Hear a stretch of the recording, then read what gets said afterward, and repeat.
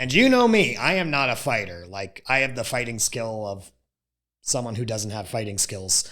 But we were looking over and looking at each other and like, are we going to have to like drag this guy out? Because like this is getting intense. I think there is often this perspective or this view on people that people who work in restaurants, whether that be as cooks or as servers, specifically for like chain restaurants or things like that, are people who have failed at what they want to do or people that are lesser. I have always said, I don't care what you do for a living. Right.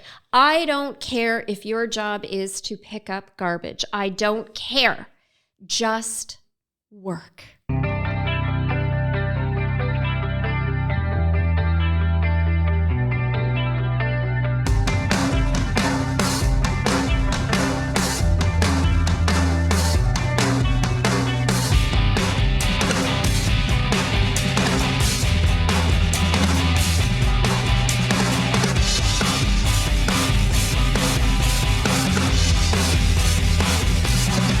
Hey there, everybody. This is Austin and Tara. We're here with another episode of This Crazy Life. This week, we are talking about a little bit about my time in the service industry, as well as the service industry in general, the things that go into it, how people are treated, some wacky stories from my time, and just honestly, how people should treat other people. Yep. So I think this is a great episode. I hope you guys enjoy it. Be sure to like, comment, and subscribe. And remember, life's crazy. We can't change that, but we can talk about it. We sure can. Here we go. Week 4, still can't talk. It's still going on. It's still happening. We all love it. You know what? It's getting better. Week by week, it's getting better. I'm sure you're going to pull through. It's been a little quieter at the house, I must say. Oh, I bet you really like that. You know, Austin, what we were talking about, you know, we're always trying to come up with some different content for our episodes. And we want to give everybody exactly what they're looking for. So shout out to our listeners. Mm-hmm. If there's something that you want us to talk about, don't be afraid to put it in the comments. Absolutely. Because we do reply right now, and we really appreciate your input. But we did happen to notice, because we always do the tracking and we see which episodes, which shorts. We keep an eye on are doing well, better. Yeah. And I gotta tell you, there was a certain reel that we did of our. I think it might have been our first episode. One of our first, yeah. Where you were talking about your experience in the service industry. My deep thoughts about the service industry. Apparently that resonated with quite a few people because that one did well. Well, I'll tell you, not only did it do well on, you know, the platforms, but we have it on additional platforms. And I mean, it blew up. You know, you were basically saying in that reel, you know, if everybody just spent, was it 1 year or whatever it was working in the service industry, maybe we would have world peace. Yeah. You just get a whole different perspective on how people are treated when you're in that position. And I thought, we talked about this and we thought, well, it might be kind of good to share some additional stories that you had on your different experiences. And listen, everybody has a bad day. But of course, yeah. I think that all of us can say that when you are working full-time, this is your job, you do this every day, you give it everything you have in the service industry, that there are multiple times, maybe even on a daily basis, where the public isn't kind to you. And I think that, you know, let's just make this an episode of maybe think twice before maybe you take out, well, you know, your hostility on somebody that might be serving you a drink or bringing you food, or maybe it's not as quick as you had hoped it to be. Yeah. What was your experience in you worked at two different places. You worked at Shoeless Joe's and you worked at the Vault. Shout out to both. Yep. I think I spent a grand total 7 or 8 years between those two restaurants, roughly. I can tell anyone right now, if you've ever worked in the service industry or in a restaurant, you have a story. Like there's always something wacky going on on any given day, any day of the week. Listen, did I like cooking for a living? No, it wasn't what I wanted to do. And I was very honest about that. But sort of like you said, at the same time, it was my job. And as long as it was my job, I was going to take it seriously and do it well.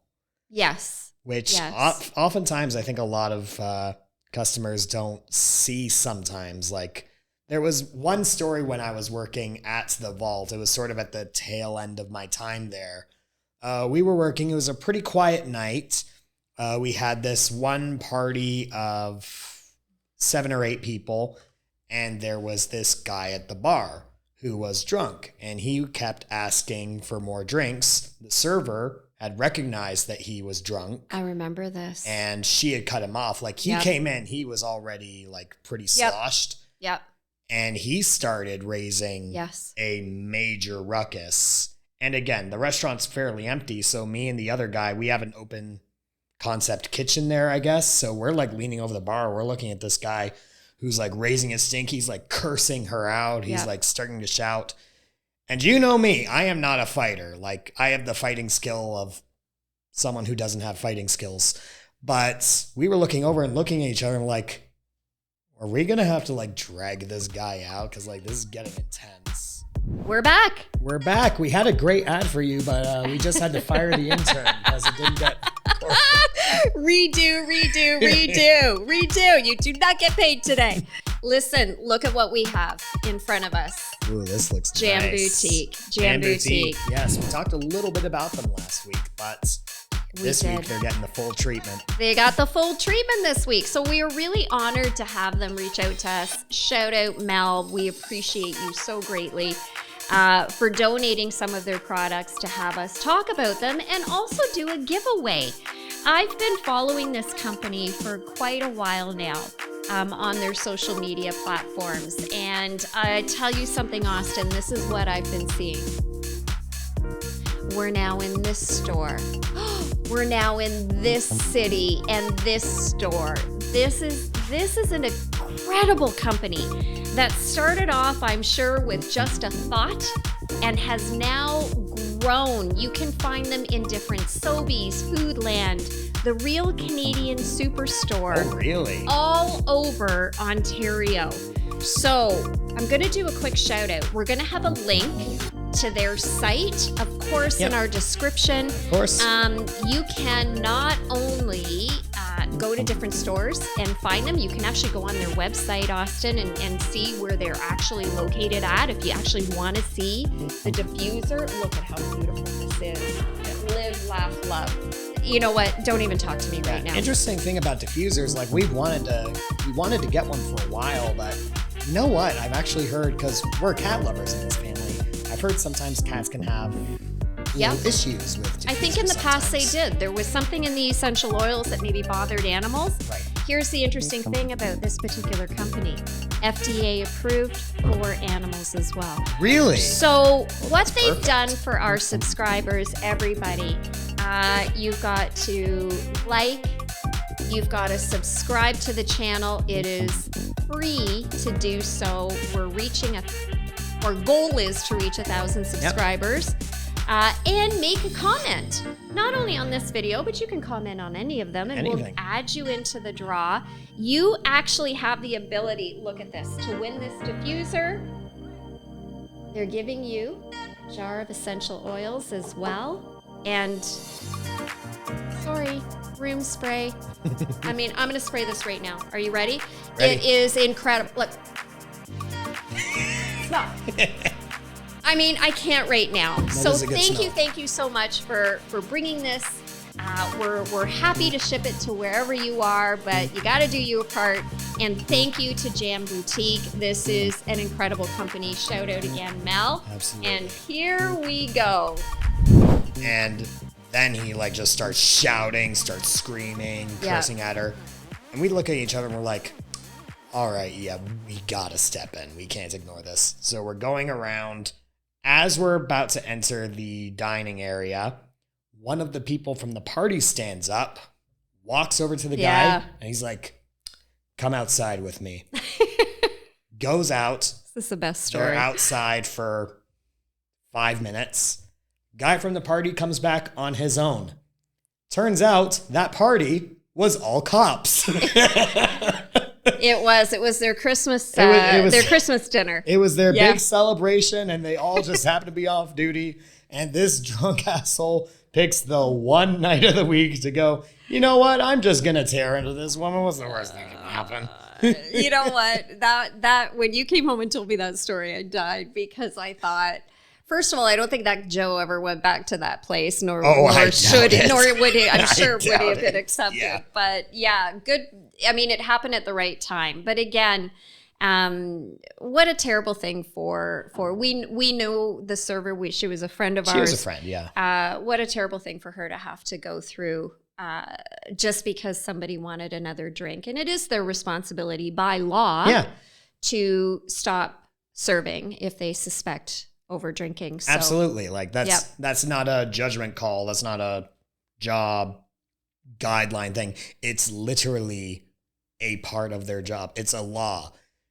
You sense that someone's over the limit, you stop. Right. Yeah. So she's doing her job and she's getting reamed for it. Yeah. It could have potentially been a lot worse. Yeah. Thankfully, those, there was cops there on site, even though they were off duty. But, if you think of what this could have ended up being because he was that upset. But yeah. And I mean, that just goes to show another lesson in life.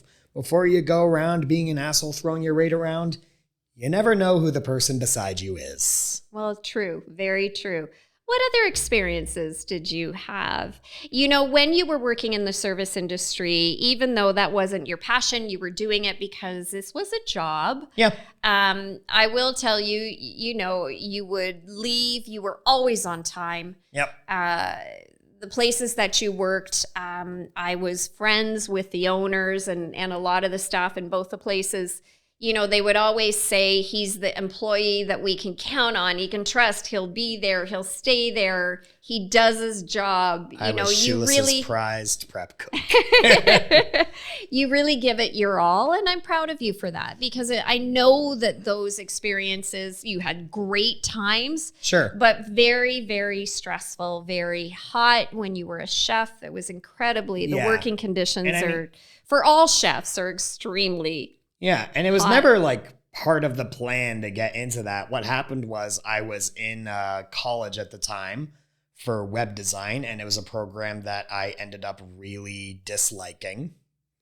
And that was around the same time that I was going through the worst of my mental health struggles, which culminated in the night that we've talked about, so I'm not really going to get into it again. But when that happened, I was close to the end of my first year. And because of how bad I was taking that program, we knew that I wasn't going to be going back for a second. So at that point, it's like, okay, need to get into the workforce. So started applying to places. By the way, quick little side rant. Entry-level jobs, if your position requires experience, you're not an entry-level job. Mm-hmm. Right. And that's what they're all asking for now. Like even like positions at Wendy's when I was applying, like it's like requires a year of experience. I'm like, you're Wendy's. Right. Yeah. But you ended up, we've talked about this. You've ended up getting into the service industry because a dear friend of mine owned and knew that you were struggling and said, we're going to bring him in here, but it's going to be, it's going to be, you were food prep. Prep cook, Yeah. So what else did you experience in regards to people's attitudes or maybe even what the staff were going through trying to maintain? Because a lot of these places get really busy. Friday nights, Saturday nights, game nights. Oh, Shoeless Joe's. Listen, Shoeless Joe's on a UFC night. Crazy. Next level. I know. Like, listen, every single day as a prep cook, I would go in, I'd like have a checklist of all the items that need to be prepped, how much of each we need every single day. Mm-hmm. And on the list most of the time was wings, which I needed to basically separate into pounds for each individual serving. Standard Saturday, want to have 40 wings set aside. 40 wings or 40 pounds? 40 pounds, yeah. Okay. Yeah. So 40 individual servings. Yeah. UFC night, 80. Yeah. 80. And sometimes I would be like working, Wow. getting things prepped. I would sometimes work until maybe 6 or 7, depending on how busy it was. And as I'm prepping, guys would run in and be like, you got to prep more wings. And I'd be like, okay. And UFC, if it was 6 or 7, that hadn't even started yet. Yeah. They'd all just be piling in, trying to grab seats, all getting drinks, all getting their food. And then sometimes I would pull double duty between working as a prep cook and my promotion to a dishwasher, as we talked about. Yeah. So then I'd be trying to do the dishes, get some prep done where I can, portion off some bags of fries, because those are a hot seller on any night, but especially on a UFC night. And then anyone that orders desserts, the dish guy's the one that does desserts. So I wash my hands, I go into the back, I'll throw a cookie in the oven, I'll go back, I'll do some more dishes, I'll go portion fries. They're like, we need more dishes. And I'd run back. And it was chaos sometimes. Right. And it's all for sometimes people that leave a $2 tip. So here's what you describe it very well, because my question was how was the people treated? What was the experience of everybody there serving? But, this was an average day. Yes, UFC game nights made it even busier. Yeah. But, the kitchen staff, I'm just going to say the kitchen staff for now. Sure. All staff. It's all staff. Yeah. Servers, front hostesses, I don't care who you are. You work very, very hard. And people don't really fully understand the dynamics involved when they place an order, how everything is timed, how it also is, how many orders are ahead of you. Yeah. How much can you do as one person to make sure that nothing is delayed? Yeah. So, when I hear of people saying, well, I didn't get, nobody came to us for 20 minutes or 30 minutes or 40 minutes, you have no idea how bad or how previously busy it has been in the kitchen. I think there is often this perspective or this view on people that people who work in restaurants, whether that be as cooks or as servers, specifically for like chain restaurants or things like that, are people who have failed at what they want to do, or people that are lesser or deserving of less respect because they're I think that's just a good point, someone Austin. who works in the service industry. Even though, frankly, I think from experience, I truly believe people in the service industry work a lot harder than even a lot of people in like big corporate jobs. Well, I think everybody works equally the same. Every job is different. Not that those jobs are easy. Every job is different. But But I do agree that I think when there could be an attitude of some where, okay, this is what you're doing for a living, and didn't you go to university or whatever, and that is complete bullshit. Yeah. Some people, if not most people, and our very dear friends who are so loyal to us, Matt, Kyla, they have made an incredible career of, being in the service industry and owning their own now independent franchise, and have also supplied jobs to hundreds of local people so that whoever's working in the service industry, they're paying their bills. Yeah. I have always said, and look at now, I'm getting a little passionate about this. Go for it. It's coming out. I have always said, I don't care what you do for a living. Right. I don't care if your job is to pick up garbage. I don't care. Just work. Right. And I'm going to tell you straight up, I haven't told you this yet. one negative comment from our thousands viewed this reel. It is our most viewed reel, the one that you said. And I mean, I'm telling you, Austin, I can tell you everybody that commented and they were like, way to go, Austin. And then there was another girl from the Oak who you've known since you were very little. Oh, yeah. She was like, this is why I love you, Austin. There was comment after comment after comment. Not just on our YouTube, but on my other social media platforms. Yeah. Then this one... I think I saw this one. Oh, I don't think you did because it was on my other platform that I don't... Oh, okay. This one person. No, I'm not even going to say person. Said, then they should get a real job. Mm-hmm. Yep. And that's the view for a lot of people. Service jobs aren't real jobs. So here's what my thought process is for that ass wipe. And I didn't go back because I didn't want to be that person. Well, I am that person. But I didn't want to go back and start creating a war on replies. A comment war, yeah. But I thought how easy it is for you to say, then get a real job. Have you ever gone to McDonald's, Burger King, Wendy's? Have you ever gone to your local pub? Have you ever gone to a Montana's, a Casey's? Can I list any more? Eastside Mario's. Have you ever walked in there and ordered food? Have you ever gone to Uber Eats? Have you ever ordered from Pizza, Domino's, Papa's? I don't care. Have you ever gotten takeout? That would never have happened had there not have been beautiful souls making the food, serving the food, prepping the food, boxing the food. Doing their Shame jobs. on you. And now I've said it.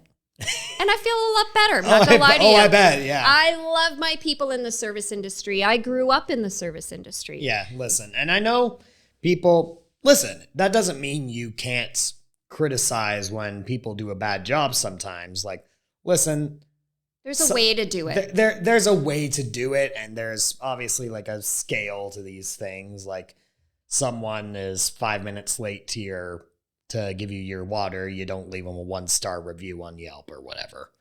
But here's something I will say.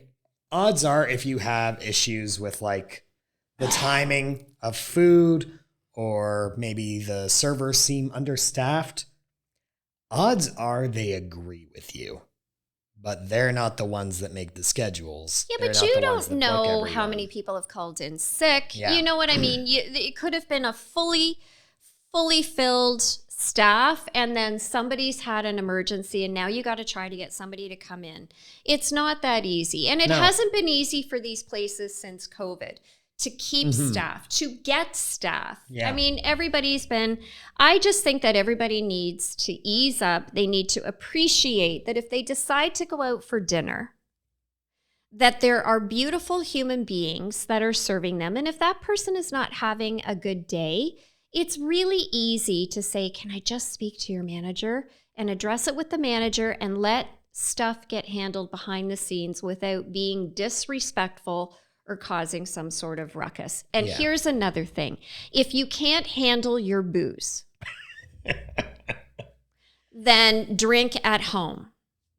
I mean, because there's no need to create an issue for the staff and also for everybody else that's simply there to have a beer and watch the Leafs win the Stanley Cup already. 50 more years. Here's the deal. Stop drinking.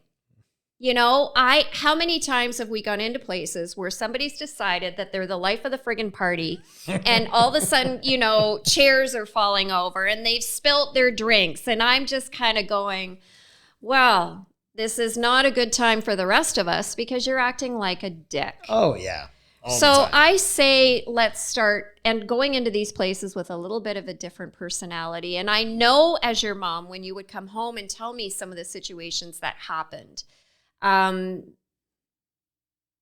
it really was some of the stuff that you told me the staff was dealing with, whatever the night, whoever it was, nobody should have to deal with that.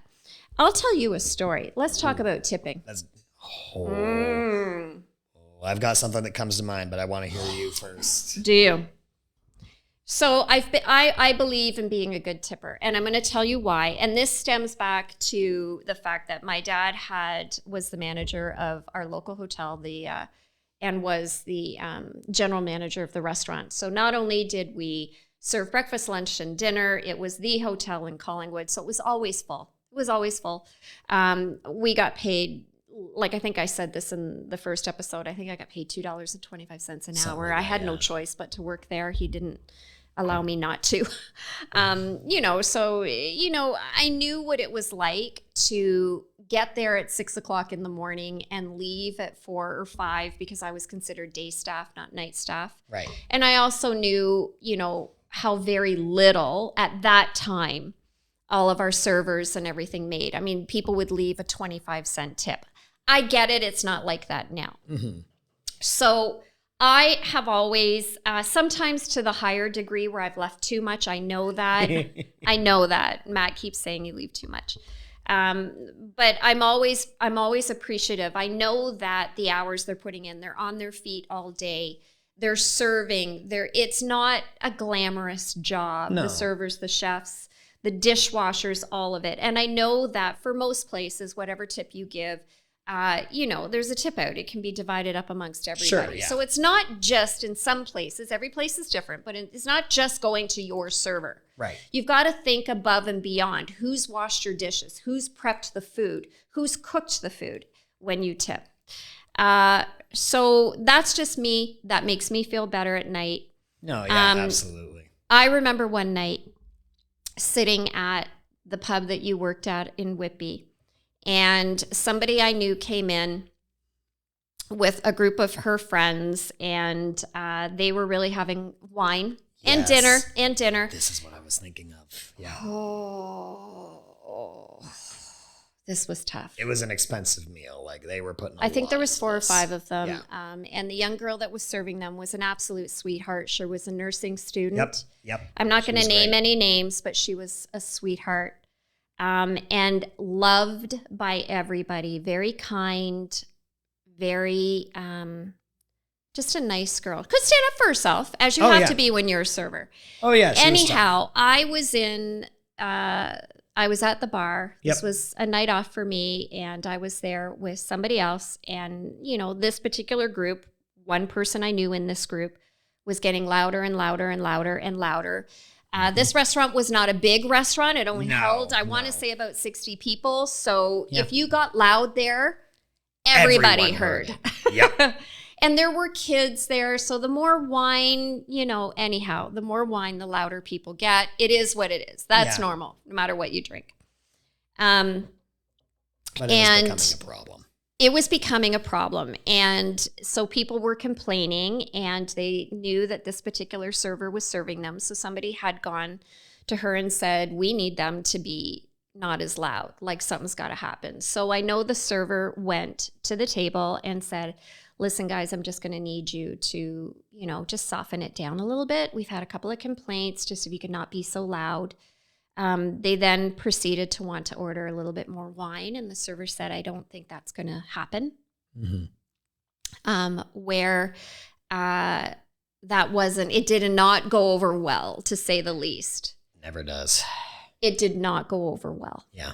And I'm sitting there and I'm listening to this, and I'm turning around and I'm looking at the person that I knew seemed to be, in my opinion only, almost the ringleader, becoming very, very belligerent. I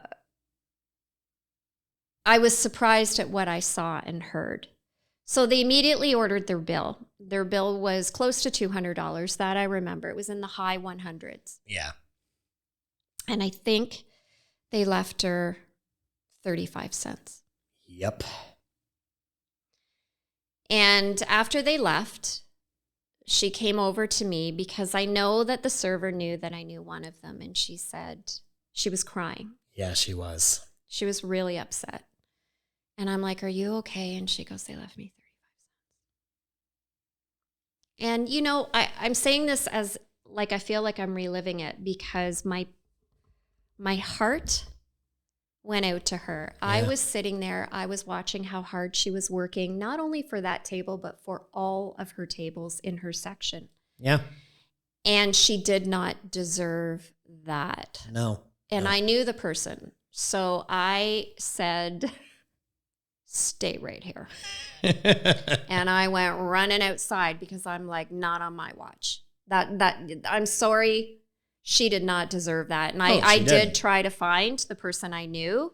I guess they must have gotten a cab really quickly, but I couldn't find them. I tried to call her. Yeah. I tried multiple times to call her. My intent was to try to get her back, to give this girl the tip that she needed. Anyway, she wasn't answering my calls.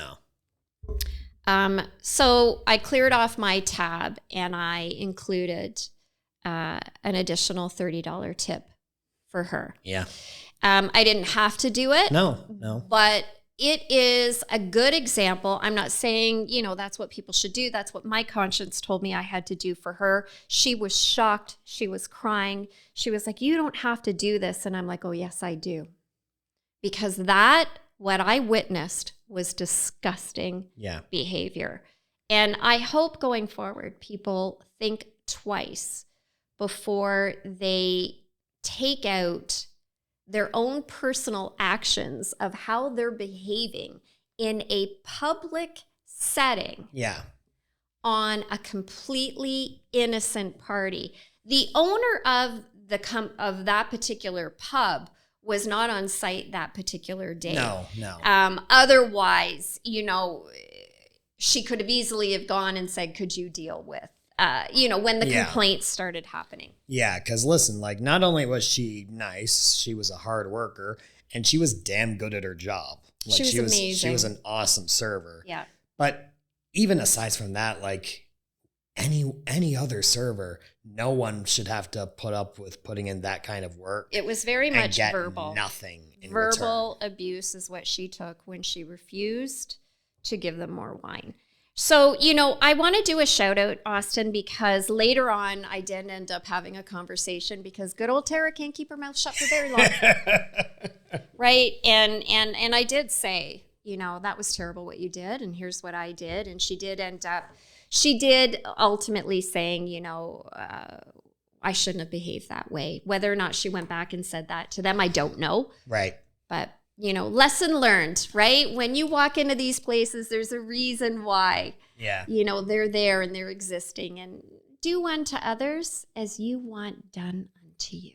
Absolutely. Absolutely. And I guess if we have time for one more story, even if this is a bit of a longer one, listen, sometimes you watch a business fail and you generally understand that oftentimes a lot of things go into it. There's a lot of factors at play, a lot of people responsible directly, indirectly.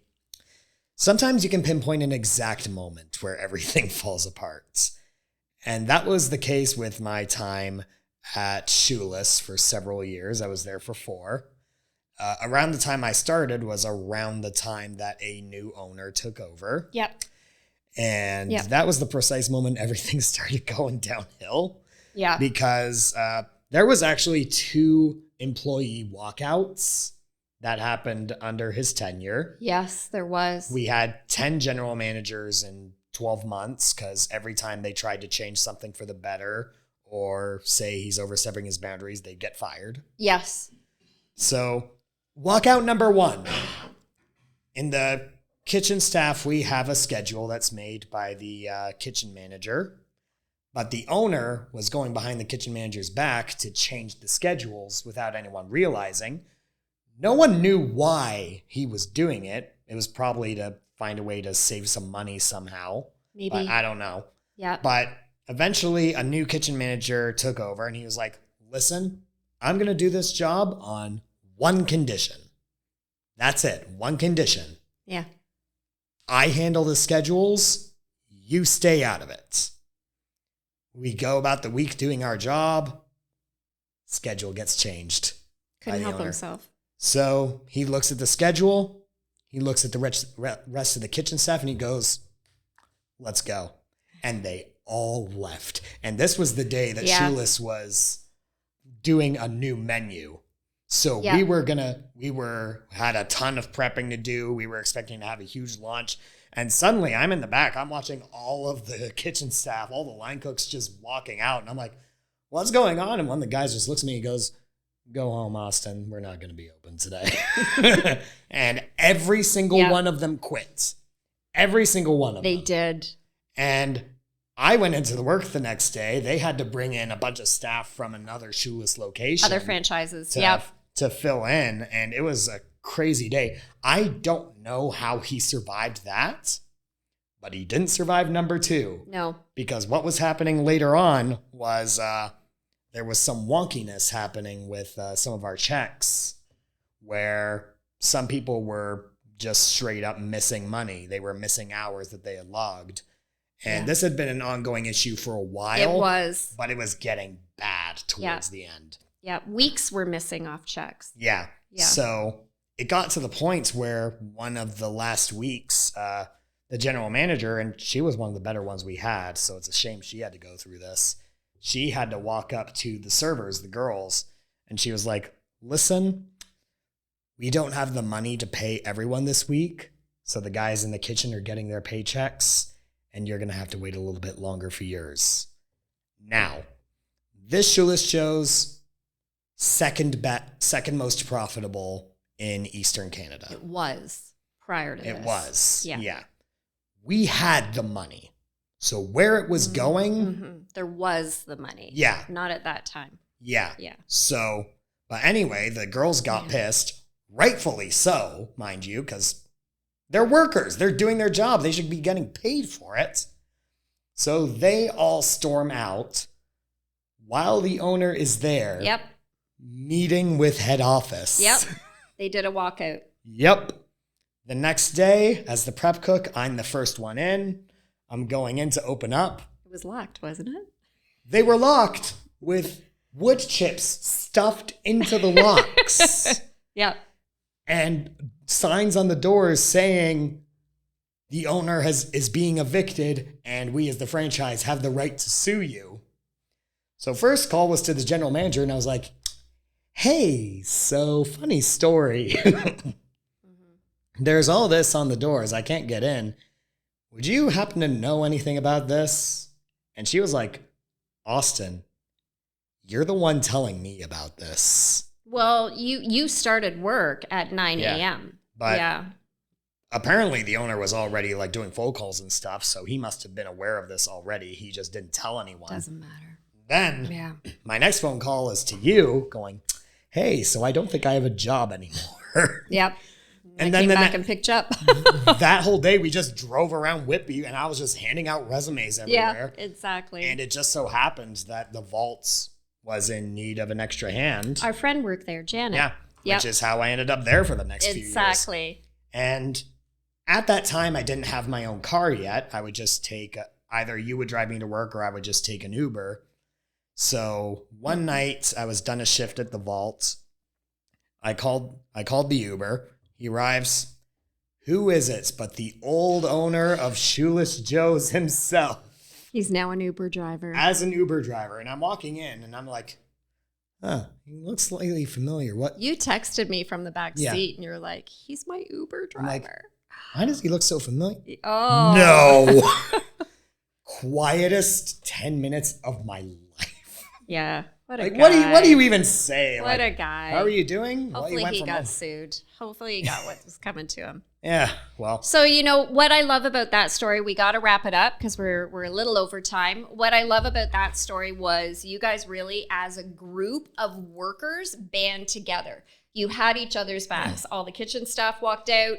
All of the front staff and back staff second time walked out. And yeah. listen, you know, think twice before you go hostile on a server or anybody working in the service industry. We here, we love all of you very much. Sometimes stuff is just out of our control. It is what it is. And we're doing our best to hold up the pieces of a crumbling structure. Life goes on. Yeah. It's only food.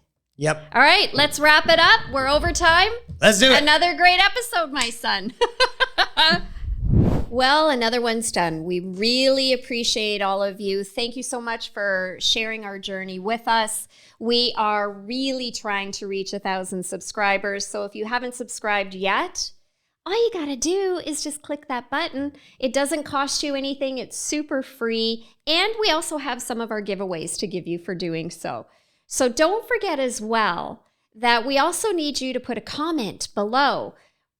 Tell us what you want us to talk about. Yeah. We're here to do whatever it is that you guys think is best. So this is an incredible journey. We invite you to laugh. What the? So close. We're so close. Laughing through life with a mom and her son. Damn. We're not doing another take. This is the outro. We're doing it.